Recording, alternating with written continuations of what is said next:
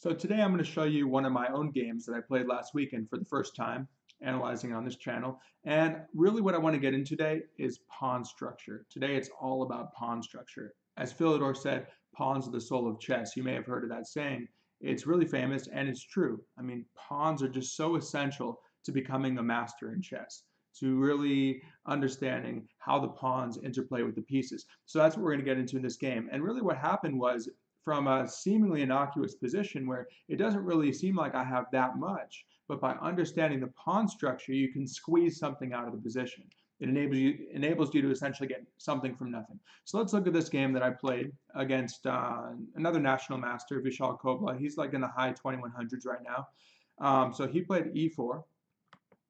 I played c6. And this is also useful if you like to play the Caro-Kann defense, especially the Bronstein-Larsen variation, which is really interesting. It's offbeat because people think of the Caro-Kann, which is defined by c6 and d5 after e4 and d4, as kind of a passive opening or just a rock-solid opening. Now, you can play it that way if you want to play it like Karpov, and you could do well with that. But it's also very interesting. So the way that I played it was a more kind of speculative, less orthodox way of playing, but when it came down to it, it came down to pawn structure and how I understood that. So d5, and I thought I'm not just showing this to to boast or something. I just think it was an instructive game, and nobody can explain better what I was thinking than myself. So I may as well explain it, and hopefully you get something out of it. So he goes knight c3. The other main variation is to push, which I don't really mind very much because then the bishop gets outside the pawn chain, as we say. Whereas in the French defense, you play e6 first, and the bishop gets trapped. That's one of the advantages of the Caro-Kann, is that you can get your bishop outside that pawn chain before playing e6. And then you'll eventually play c5 anyway, like in the French. So he played the main line though with knight c3, and I take it. He takes back. And now I did the offbeat knight f6. This is the Bronstein-Larsen variation. It's been around for over half a century. So it's a really interesting line. And you're inviting him, when he takes, to double your pawns. And you actually take back with a g pawn to imbalance things a little bit. And we're going to work with this pawn structure. So I'm going to get into that. So if you happen to play the Bronstein-Larsen variation, it'll be useful for you, hopefully. But if not, just in terms of understanding pawn structure generally.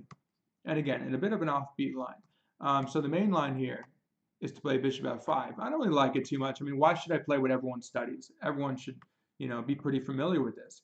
So why would I want to go into this line? You attack the knight attacks the bishop goes back, and the pawn goes to h4, tries to trap the bishop. So the best move is h6, not h5, because then that pawn's going to come under fire after bishop here. No need for that. He's going to have more pressure on your pawn than you'll have on his pawn. So just go h6, and if they play h5 at some point, maybe knight f3 first, or h5 you come back. So that's the main line. You can look at other videos, I'm sure, for that are around. But this line is going to cover knight f6. So he takes, I take back with the g pawn. Now we're in the Bronstein-Larsen variation. And by the way, if he happens to go knight g3, now I can play h5. And this is actually pretty good for me. If h4, now I can throw in bishop g4, f3 weakens the knight. So this is pretty good for me, for black in this position. So he does knight takes, g takes f6, and then he goes knight to f3. He just plays it really solid, plays it very solidly. I think more active is either bishop c4 or c3. Those are all possibilities, just to secure the center. And then he'll bring out his pieces more actively. But this is just pretty solid, knight f3, nothing wrong with that. Okay, I go h5. So now you might say I'm not playing so solidly. Again, I'm playing not so orthodox.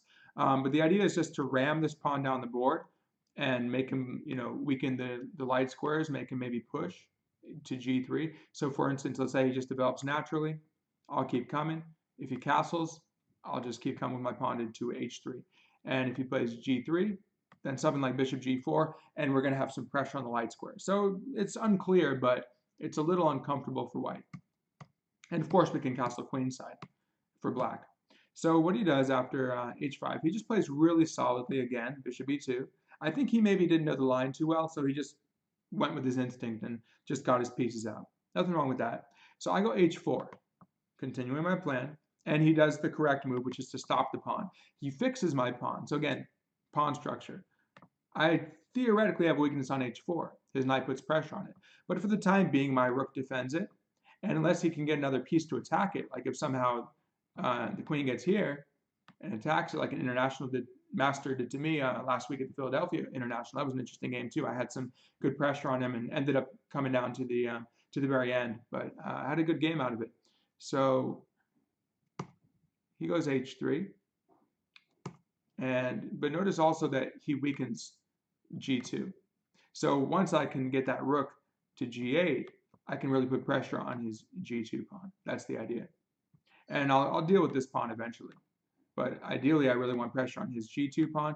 And you'll notice that I have double pawns here, but those can become a strength too, because first of all, by taking this way, it's opened up the g file, so I can use a rook, probably the other rook, to attack g2.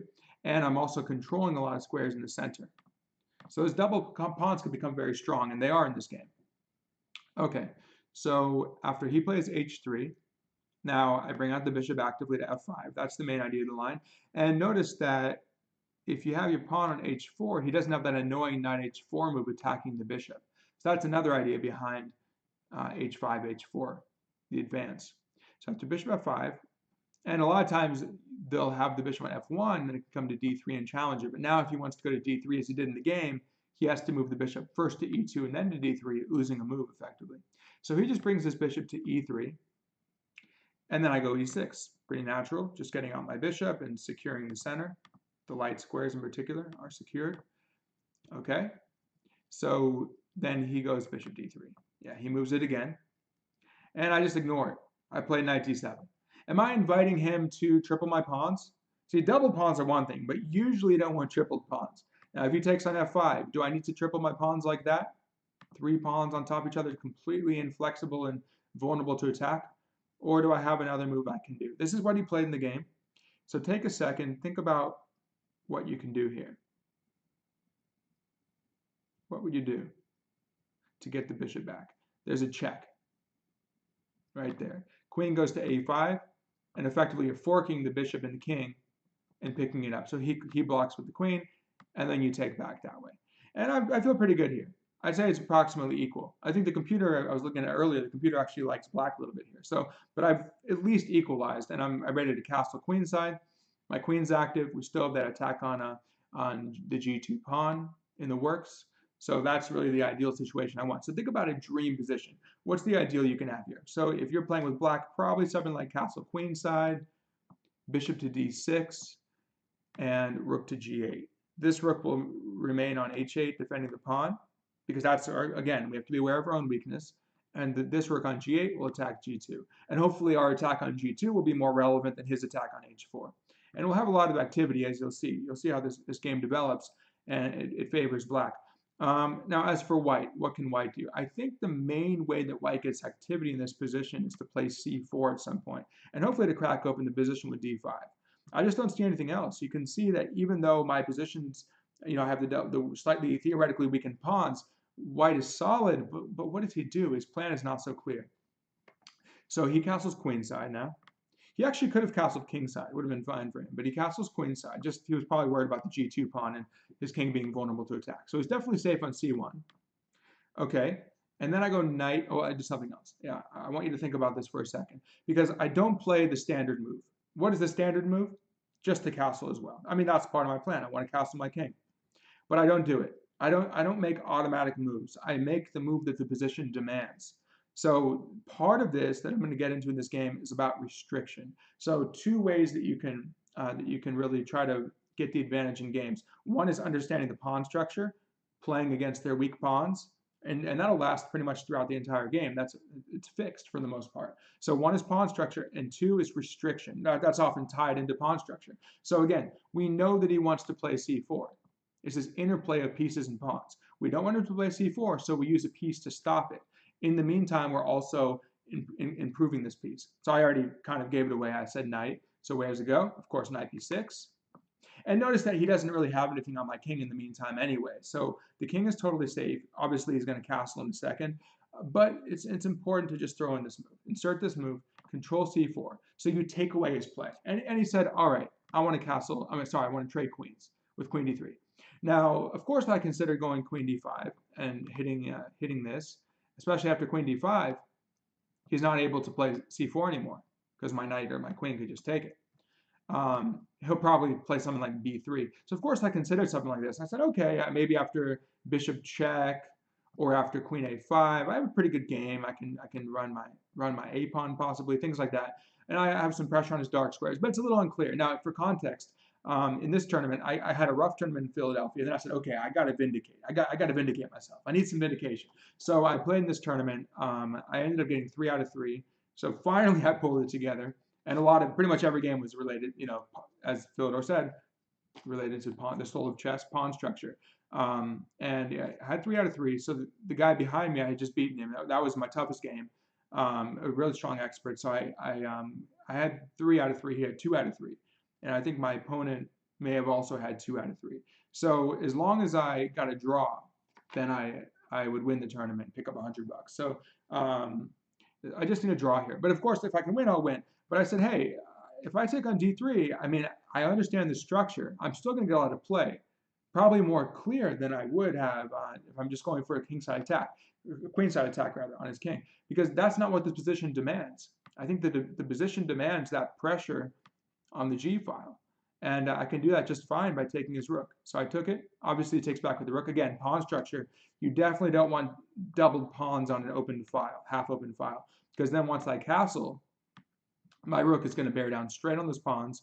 And since he has doubled pawns, when I bring my knight here, he can never attack the knight. So that would be really good for me. So obviously, he just takes back with the rook and keeps himself pretty solid. He goes rook takes d3. And then, okay, again, I'm not going to make an automatic move. I could castle here. I could castle queenside. But think about what your opponent wants to do. That's half the game. You can just frustrate your opponent so much by taking away their prospects. Now think about it. Think about it. If you're playing with white here, you have this weakness. That's pretty much my main, my main asset. That's his main deficit, is that g2 pawn. And that's the main thing I'm working towards. So you say, hey, if I can get rid of that, I'll do it. How does white get rid of it? Well, not really so easily by rook g1, because even if you push it, well, the bishop will come to d6, so let's say you push, I take, the rook can't take, the pawn takes, and then what do we pick up? Just imagine how things change, and that rook on h8 actually becomes really active after taking. So it's sort of a preventive, for serving a preventive function, preemption, sort of by sitting on h8, stopping g3. So especially that bishop on d6, you're going to pick up the h3 pawn. So what he wants to do, though, is he wants his bishop on f4, especially since he knows I want bishop d6. If he can get bishop f4 in, well, now he can probably play g3 safely. I take it. His rook is still on h1, guarding h3. He takes back. And yeah, his pawn's a little loose, but he's got actually a passed pawn on h3 in that situation, because he would get rid of it. He would dissolve this pawn.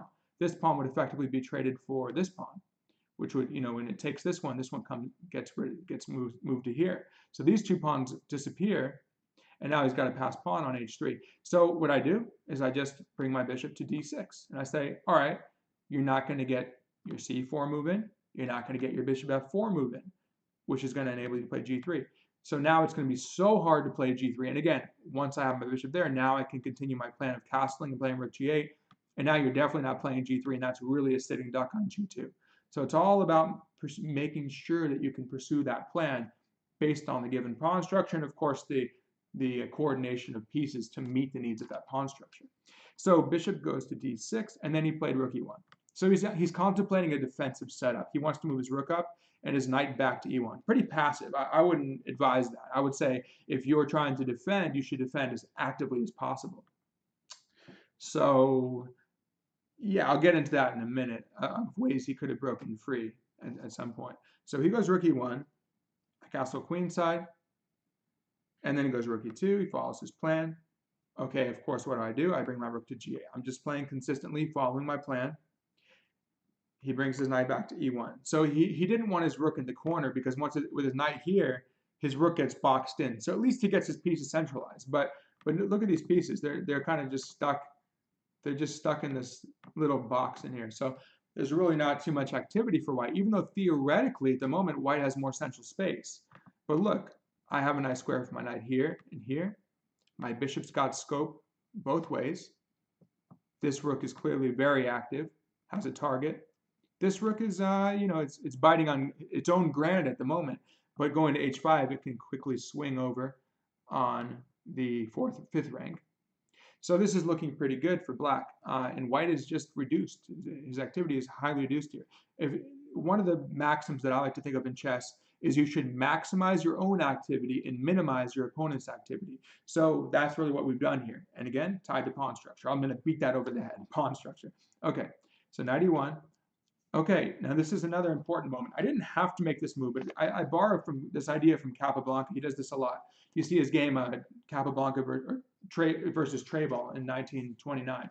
So Capablanca creates this V with his pawns. So he starts on the queen side, and he gets an advantage on the queen side, but he adds to it by increasing his strength on the king side. Now notice he had the ability to do that based on it. His pawns already began like this with e3, f4, and d4. So it enabled him to play both ways. But he did that. He threatening to break through on the king side, freaking his opponent out. Treyval shifts over to the king side. Capablanca gains more space. And then finally, when the moment's right, he ends up breaking through on the queen side. So I do the same thing. So what do you think I did? Again, pawn structure. I played a5. So I'm beginning to increase my space on that side of the board because I say, hey, I've got my advantage locked in over here. I've got you tied down to g2. Your whole forces are tied down because of that. So why don't we increase the space? Now there's another idea coming up. So after a5, he goes bishop d2, attacking it. So I just push again, a4. And he goes rook to f3, hitting the pawn. So I say, all right, I kind of wanted to go to f5 anyway. So now we have this sort of like almost like like an accordion, f7, e6, f5. So everything is dependent on f7. So long as it's there, that's our base. Everything is safe. f7 guards e6, e6 guards f5. And it restricts him further because he can't bring his rook to e4. That would be important if he could do that. But even if he goes rook e4, now the knight's not there. So we'd only have one attacker on h5, and I would play f5. Yeah, or sorry, h4, because I've already advanced into his territory. And I would play f5, kicking him out. He can't even go there because my bishop's covering. So important, like in that position. But after rook f3, f5, he does get in bishop f4. So he finally does trade off the bishop, but it's kind of too little too late now. Because you notice that after bishop takes, rook takes, what move do I have? The natural knight d5. He only has one move. He's got to go back. And this is what I wanted anyway. So I basically got to d5 with tempo. I thought to myself, well, I don't really want to trade off bishops. But at the same time, by getting rid of his bishop, sometimes get rid of his defenders, it helps your attack. So you don't need to, it's like a mix. It goes either way. You either need more attackers or you need fewer defenders on your opponent's part. In this case, him having fewer defenders benefited me because, why? Think about how that bishop's absence helps the knight. Well, clearly it's not covering any of the squares because it used to sort of corral the knight, or at least control. Well, corral is really on the side, but it would be dominating the knight on d2. Now it doesn't do that.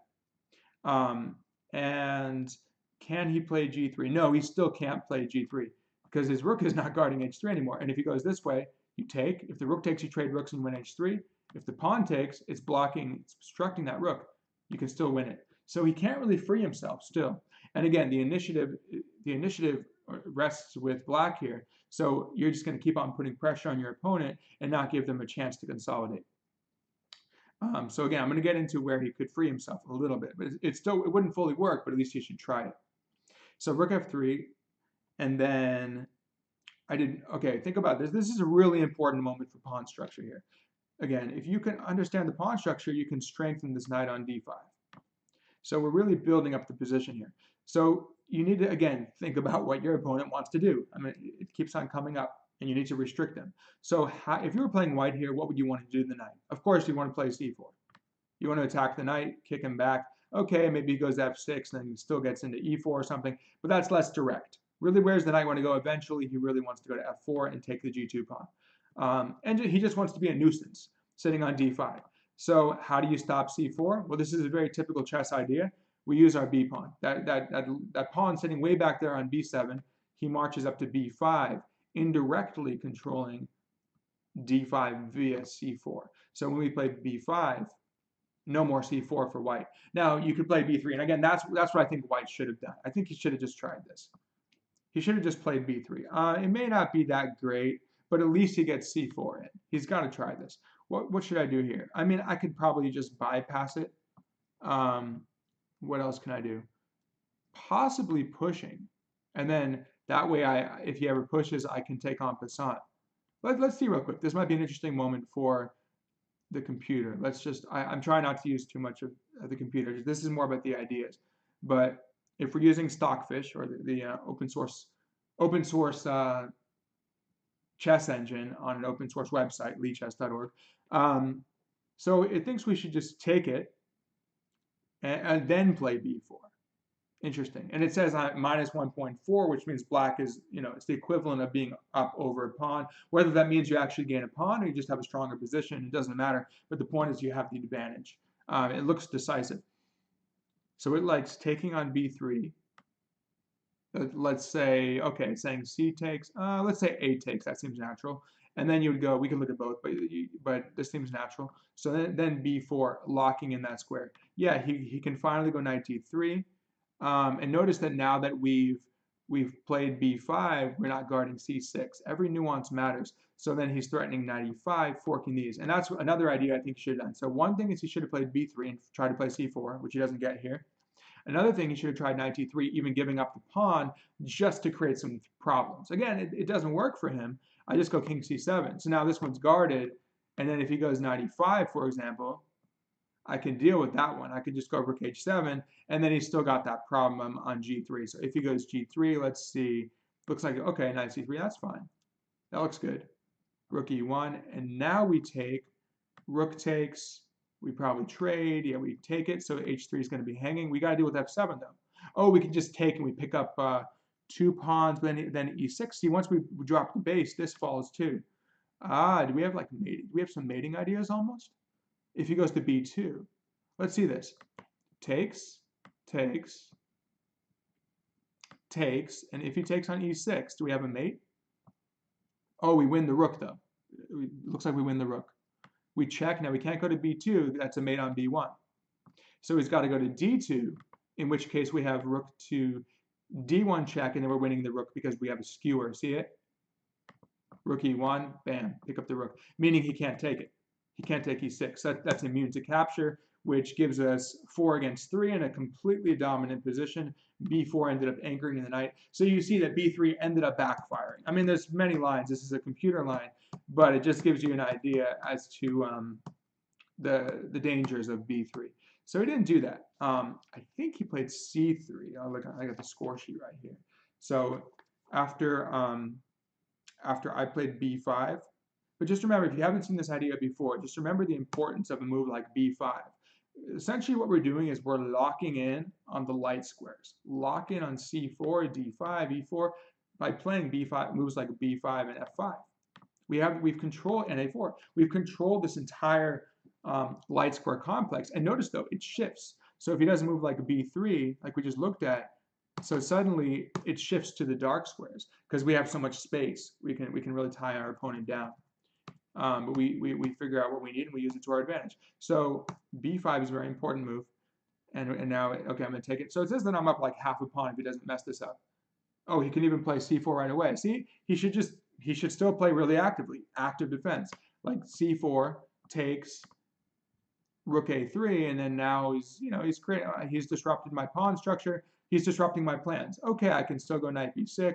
I'm probably fine. But he's pulled me away from what I want. Essentially, he's battling for the initiative, for control of the game. And that's what you need to do, especially if you're suffering and you're getting outplayed, then that's what you got to do.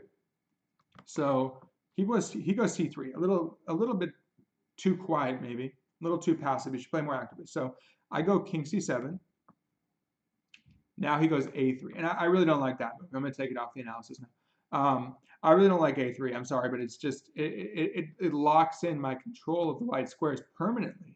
So like I said, if you at least have the option of b3 in the air, you can play c4. You create a new pawn chain.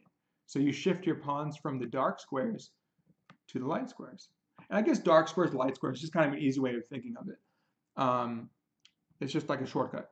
But there are literally these complexes a lot of times. That, like for example, here the light squares are weak. They could be attacked. So a3, but yeah, now it's just really locking in, and that knight's just going to sit there on d5, or even hop into f4 after the next plan. But it's a little too passive. It just doesn't fight back. So now I continue to improve my position.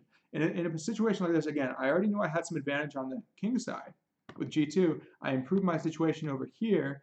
I have my knight here, so my advantage has grown a lot. His pieces have stayed the same, basically. He's just played c3 and a3.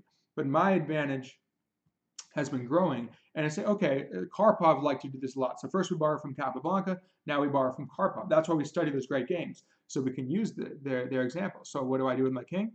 d6, not d7, because then you might walk into some checks from the knight after knight d3. d6 is really safe, and we're in an early endgame now, so you want to bring your king out. But it's part of a very specific pawn advancing plan. So think about how I can advance my pawns here. You can't just sit here forever. You're not going to get anything done. Yeah, we have pressure on g2. Yeah, we haven't squeezed on the queen side. But yeah, our knight's good. We have our rook's good. Our king's good. But it's not enough. You need that breakthrough. Once you've improved everything, you wait for that moment to break through. You need to prepare. But this game worked out well, where it's just like step by step by step, which is why I think it's so instructive to learn from. So what's the idea? Now, again, if we want to start shifting our accordion from the base on f6, from f7 to f6, we need to guard e6. Okay, that's the first step. Why would I want to play f6? Well, first of all, you control this. Well, what can you do with it? You can play, think about it, f6 and e5. Now again, when we play e6 to e5, what are we weakening? This one. So actually we're shifting from the light squares to dark squares again, and the light squares become weak when we do that, of course. So we need to provide some assistance. So first assist is to the e6 pawn. So after we go king d6, he goes king c2. So he moves his king up as well. Now, once again, I want to control this square, protect that pawn. So I do this. Now, I'm not showing my hand yet either. I'm not showing my cards. Because by going here, he might just think, hey, I'm just going to double rooks and increase pressure. He may not necessarily know that I want this. I think he found out, but I'm not showing my hand yet. So I go rook g5. I don't commit. He goes back. Now I'm ready for f6 and e5. It's unstoppable. So we're going to really contest the center. And notice when the pawn's on e5 was to control that golden f4 square to allow the knight to hop in. That's what we want. And then our whole plan comes to fruition. So after f6, king goes to c2. Of course, what's the follow through? e5, and now we're not losing any pawns. We're not giving him any pawns unnecessarily, and there's actually a huge threat embedded in e5. Do you see the threat? Why do you, not just, well, there's this, and then we just pick up that pawn, most likely, pretty quickly. And notice how important the stage 4 pawn is. It stops g3, and it stops, or makes it harder, and it stops rook g3. So this pawn is really, it's like a wedge deep in its position. So this early kind of caveman-looking h-pawn rush actually ended up paying off in the endgame. And the doubled pawns, that helped me to advance in the center. It gave me more central control. And as it turns out, he took. But again, what's the threat? On this rook, e4. It's completely trapped. Well, he has to go here and give it up for the knight, and then I win the exchange, and it's game. That's pretty much. He has nothing in his advantage to compensate for being down a rook 4 knight, which is 5 points for 3 points. So it's like losing 2 pawns. So after e5, he takes it. Of course, I take back, and now I've straightened out my pawns.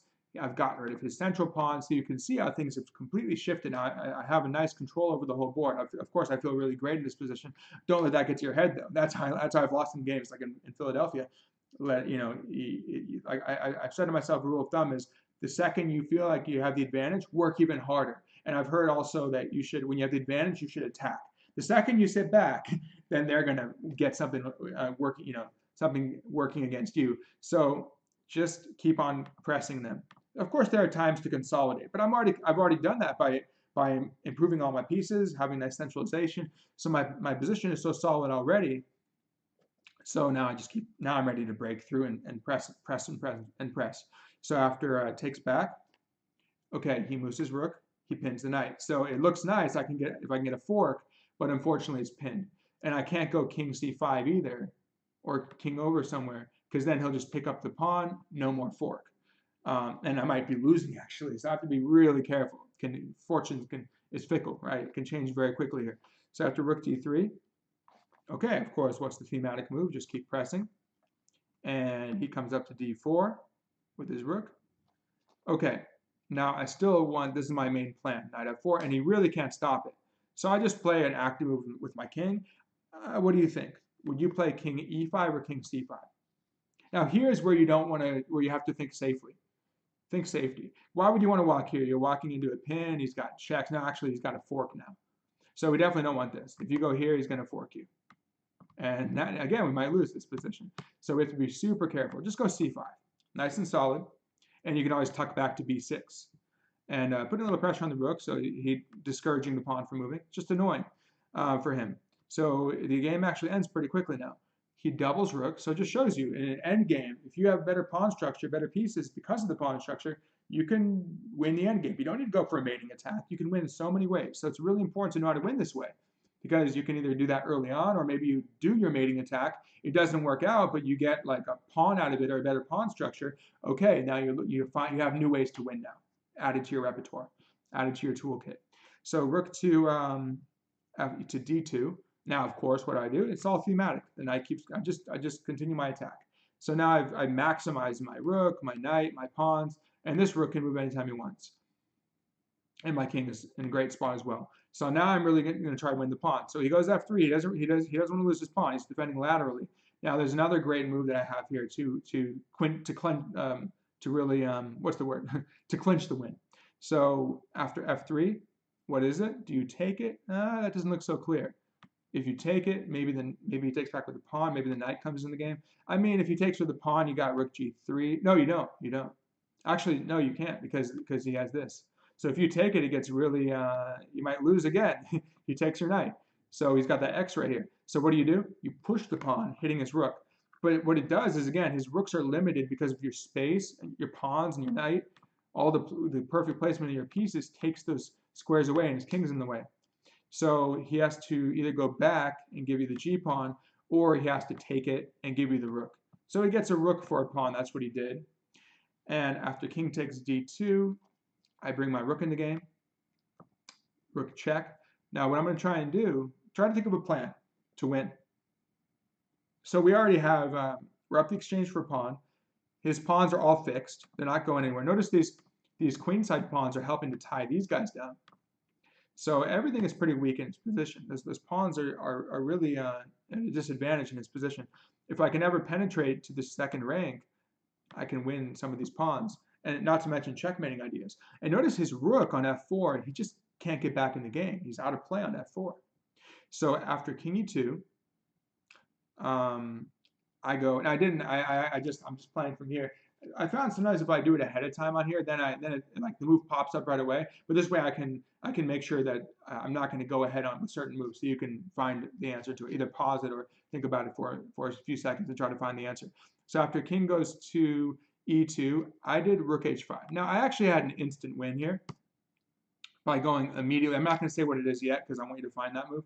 But I think this was the practical move. I'm just defending my pawns, and then I'm going to go with the attack the next move. So after rook h5, he throws in a check. I go back to, actually this benefits me, because I go back to b6, I'm safe. And after king b6, then he goes c4, doesn't really threaten anything, I just ignore it. Now I shift back, but notice that since the knight's on d3, he has to waste a move. He's got to go back to e1. He doesn't want to bring, he can't move his king, because he drops the knight. He can't do anything with his rook. I mean, and if he takes this, I'm just taking with check. Actually, am I winning the knight? No, he can block, but it doesn't look too pleasant for him. Let's see. Here, I may actually have the move that I just played in the game, that I did play in the game. I'll show you that too. I think I would just take with check. It looks good.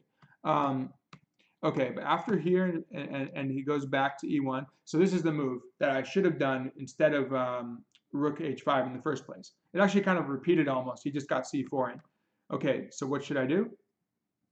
Think about how the two rooks are going to dominate the king and the knight.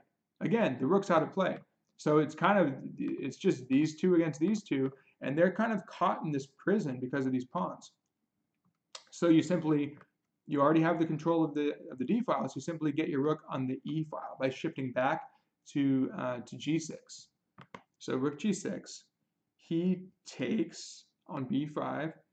Okay, I don't, I could have maybe done something right away, but I'm like, all right, I'll just take back. I think my threats aren't going anywhere.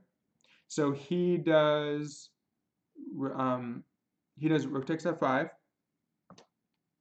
Okay, now of course you check. You could double, but check is more direct. This is winning on the spot actually. So that's why I missed the move earlier, but once I saw it, I went immediately with rook g6 because there's just nothing you can do to stop these two files from being under my control. And now if he goes king f1, what's the win? Immediately rook down, and you're actually threatening mate in 2 after rook takes check and mate. There's no way to defend the knight, and you can't really get out of that pickle in there. So he goes king to f2, and then you set up the same thing. What do?